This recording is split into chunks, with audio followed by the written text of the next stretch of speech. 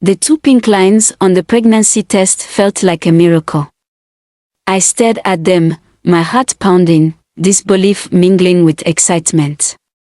After 3 years of trying, praying, and enduring endless hospital visits, the moment was finally here. I was going to be a mother. My husband, Ode, was equally overjoyed.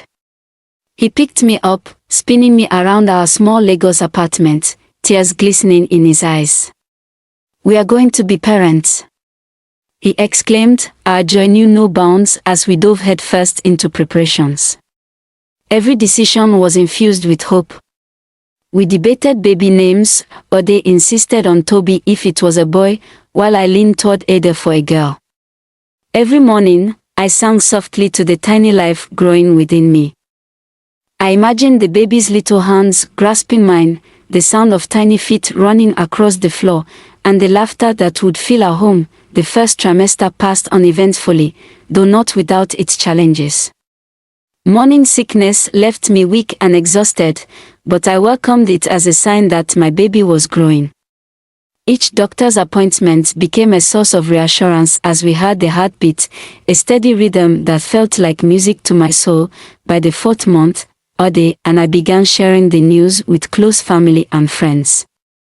My mother cried tears of joy, her prayers for a grandchild finally answered. Friends sent baby clothes and congratulatory messages. Even at work, my colleagues threw a small celebration. Their excitement infectious, but life has a way of testing our greatest joys. At 5 months, I noticed something unusual, a sharp pain in my lower abdomen. At first, I dismissed it, telling myself it was just one of the discomforts of pregnancy. But as the days went on, the pain grew worse. One night, I woke Ode up, panic in my voice. "Something doesn't feel right," I whispered, clutching my stomach. We rushed to the hospital, my heart racing as fear clawed its way into my mind. The doctor examined me, his expression unreadable as he performed an ultrasound. Finally, he turned to us, his voice steady but grave. "There's an issue with the placenta. It's not providing enough support for the baby." The words hit me like a sledgehammer. I felt Ade's hand tighten around mine, his silent strength the only thing keeping me from falling apart. The doctor recommended bed rest and prescribed medication to manage the condition. "We'll do everything we can," he assured us, though his tone betrayed a hint of uncertainty. The following weeks were a blur of fear and hope. Ade became my rock, taking on household chores and reminding me to stay positive. "Our baby is a fighter," he would say, his optimism a balm for my anxiety.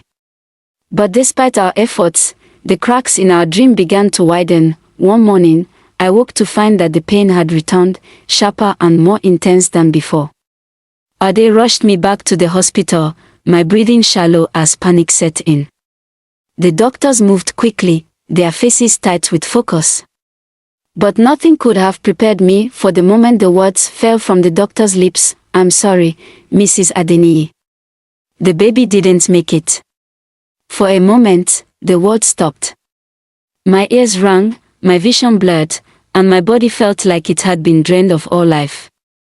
Ade's hand was on my shoulder, his voice trembling as he tried to console me, but his words barely registered. The baby I had prayed for, dreamed of, and loved with every fiber of my being was gone. The hours that followed were a haze of pain and numbness. I was physically weak, but the emotional wound was far deeper. Ade stayed by my side, his own grief evident in his tear-streaked face. Yet, he tried to be strong for me, even as I saw his shoulders shake when he thought I wasn't looking. Returning home was the hardest part. The apartment, once filled with hope and preparations, now felt like a graveyard of dreams. The baby clothes, the crib we had ordered, the ultrasound pictures on the fridge, all reminders of what we had lost. Grief became my constant companion. It was a quiet, suffocating presence that followed me everywhere. I avoided friends and family, unable to bear their pity or well-meaning platitudes. "It's God's plan," they would say, "or you can always try again." But their words, though intended to comfort, only deepened my pain, or they struggled too, though he hid it better. He threw himself into work, spending longer hours at the office.